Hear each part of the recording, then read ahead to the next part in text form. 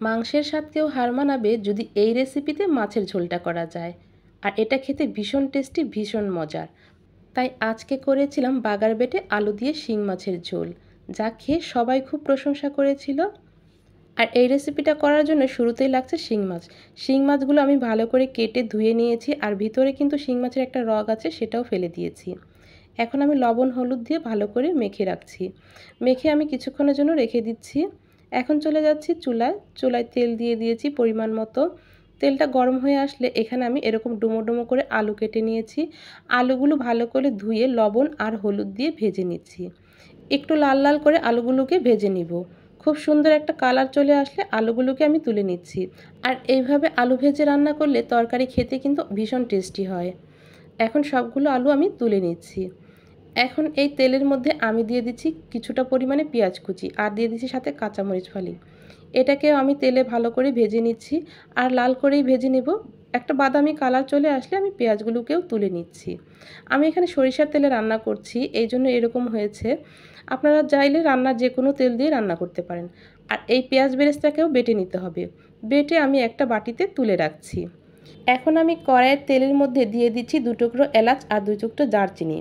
এটাই কিন্তু অনেক বেশি টেস্টি হবে এই এলাচ আর দারচিনি দেওয়াতে। আর দিয়ে দিচ্ছি 1 চামচ আদা বাটা, 1 চামচ রসুন বাটা আর 1 চামচ জিরা বাটা।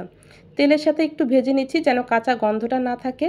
আর শুকনো মশলাগুলোর মধ্যে হলুদ গুঁড়ো, মরিচ গুঁড়ো, ধনে গুঁড়ো আর পরিমাণ মতো লবণ আর পানি দিয়ে মশলাটাকে ভালো মতো কষিয়ে নিচ্ছি। তেল ওঠা পর্যন্ত কষিয়ে নিয়ে আমি হলুদ আর লবণ দিয়ে মাখানো মাছগুলো দিয়ে দিচ্ছি। এগুলোকে দিয়েও মশলার সাথে ভালো করে কষিয়ে নিচ্ছি। তেলের সাথে এইভাবে একটু কষিয়ে নিলে কোনো কিছুরই কাঁচা গন্ধ থাকে না। একটু ভালো মতো কষানোর চেষ্টা করবেন।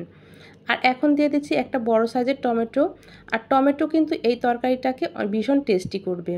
আর আপনারাও চেষ্টা করবেন টমেটো দেওয়ার। খুব ভালো করে মিশিয়ে নিচ্ছি সব কিছুর সাথে। এখন দিয়ে দিচ্ছি ভাজা আলুগুলো। এখন এই আলুগুলো আমি সব কিছুর সাথে একদম মিশিয়ে নিচ্ছি, মশলা মাছ সব কিছুর সাথে ভালো মতো কষিয়ে নিচ্ছি। কষানো হয়ে গেলে আমি সিদ্ধ হওয়ার জন্য এখানে পানি দিয়ে দিচ্ছি, যাতে করে আলু আর মাছগুলো ভালো মতো সিদ্ধ হয়। এভাবে আমি নেড়েচেড়ে কিছুক্ষণ রান্না করে নিচ্ছি। আর ঝোলটা একদম শুকিয়ে গিয়েছে। এভাবে টেনে আসলে আমি দিয়ে দিব ঝোলের পানি। ঝোলের পরিমাণটা আমি একটু বেশি দিব, যেহেতু একটু পাতলা করব। আর এটা কিন্তু একটু পাতলা করতে হবে, আলুর ঝোল, এজন্য একটু পরিমাণে পানিটা বেশি দিতে হবে। এখন বলক চলে আসলে আমি দিয়ে দিচ্ছি সেই শাক বাটা বা পেঁয়াজ বাটাটা, ভাজা পেঁয়াজের বেরেস্তা বাটা।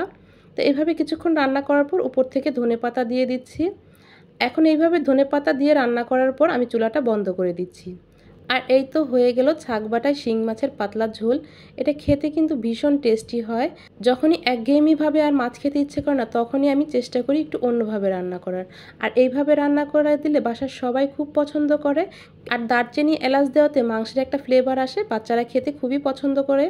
যে কোনো বড় মাছই কিন্তু এইভাবে রান্না করে খেলে ভীষণ টেস্টি হয়। এভাবে রান্না করলে ভাত রুটি সব কিছুর সাথেই খুব সুন্দর খাওয়া যায়। একদমই অথেন্টিক পদ্ধতিতে শিং মাছের ঝোল রান্না করেছি। আশা করি আজকের রেসিপিটাও আপনাদের কাছে ভালো লেগেছে। আর বিশেষ করে নতুন রাঁধুনিরা আমার রেসিপি ফলো করে ট্রাই করতে পারেন। আর যারা এভাবে খান তারা তো অবশ্যই জানেন।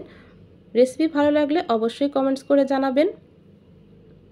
ভালো থাকবেন। আল্লাহ হাফিজ।